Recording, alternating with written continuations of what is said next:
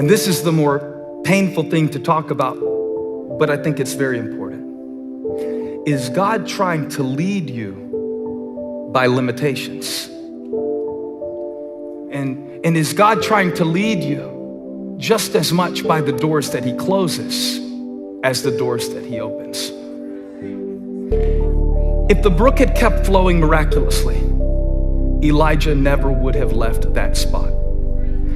If Elijah never would have left that spot, he never would have met that widow. If he never would have met that widow and her family would have died of starvation. If he never would have gone to Zarephath, which was right in the heart of Baal territory, he never would have got to Mount Carmel, where he called down fire and the whole nation repented.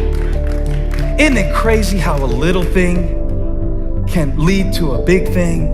Isn't it weird how something can go all over the world but start with one little connection? Isn't it crazy how God can use something in your life that you thought it was bad, but later you look back and say, no, it wasn't a bad thing. It was just a thing that led to a thing.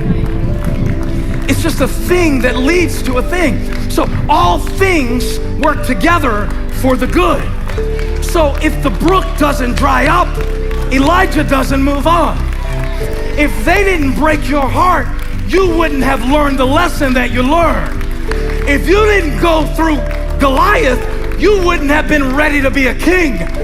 If you hadn't been thrown in a pit, you wouldn't have been positioned in Egypt to feed generations. You meant it for evil, but God used it for good.